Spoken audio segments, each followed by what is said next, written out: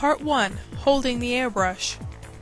To hold the airbrush, you take the portion that connects to the hose and grasp it between your thumb and your middle finger. You take your pointer finger and place it on top of the trigger.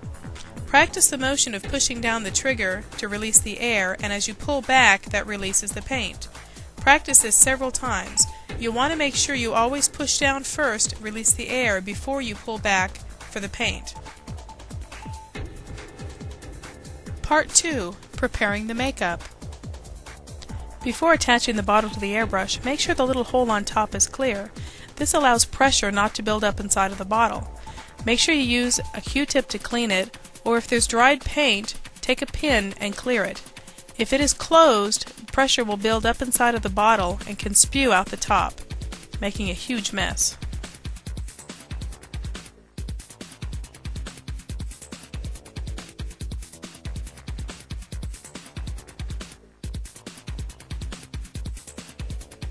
Part 3. Stenciling.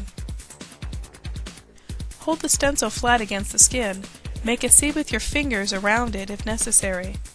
Now with the airbrush about 1.5 inches to 2 inches away, start to spray in circular motions to get even coverage. Make sure you spray the registration marks. To apply the next color, note the registration marks on the stencil. Line them up with the registration marks already sprayed to ensure correct positioning of the stencil. Now spray with even circular motions.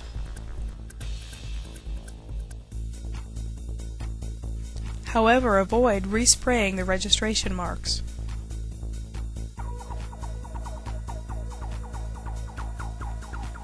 Part 4. Backwashing.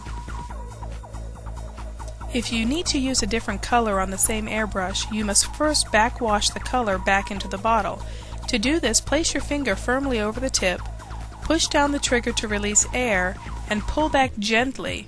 You'll feel bubbles going back into the bottle. This forces the makeup back into the bottle and cuts down on waste. Part 5. Disassembling the airbrush.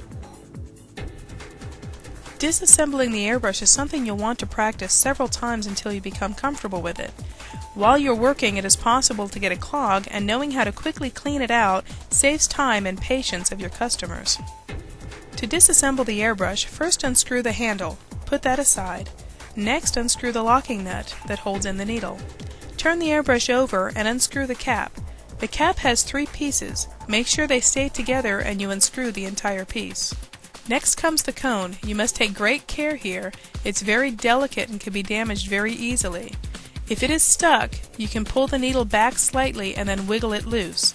Never try to push the needle forward to push the cone out. This will damage it and will have to be replaced. Next, slide the needle out forward, out of the front.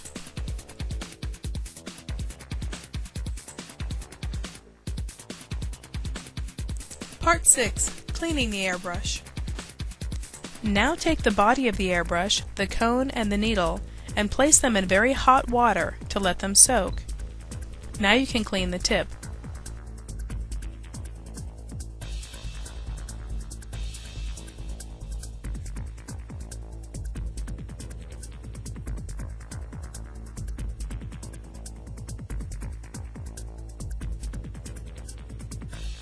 Now clean the needle. You can use a Q-tip if there's dried makeup on it.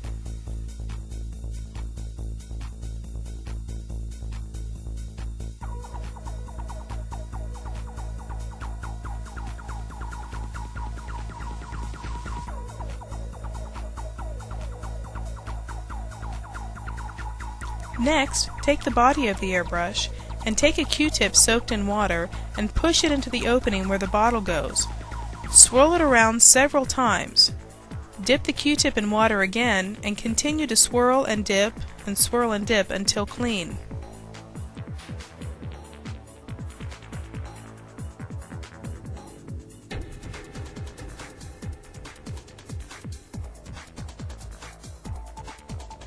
It's best to soak the airbrush in hot water overnight.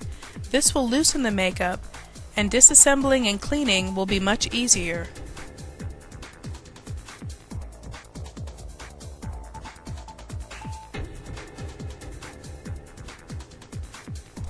Push the body back into the water several times to get rid of any remaining makeup, and continue with the Q-tip, swirling and dipping.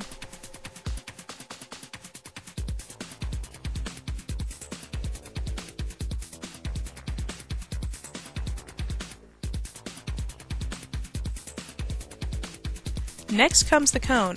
For best results, soak it as long as possible in hot water to remove all the makeup. If you need to clean it quickly and there's dried makeup inside, you can use the blunt end of the needle to loosen the makeup.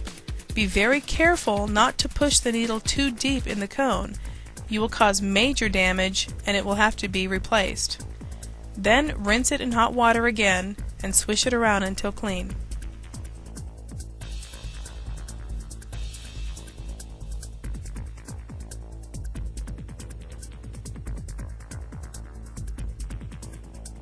And lastly, take the needle, blunt side first, and run it through the body of the airbrush to make sure it is completely clear. Also check for fibers from the Q-tip and clear them away.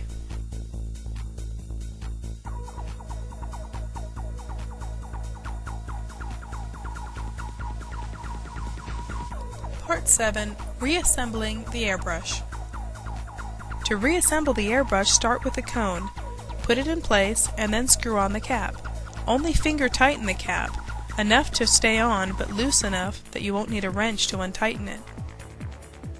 Next, push the needle in very slowly until you feel resistance. Stop at this point and don't force it any farther. This could damage the cone. Next, screw on the needle locking screw and then the handle.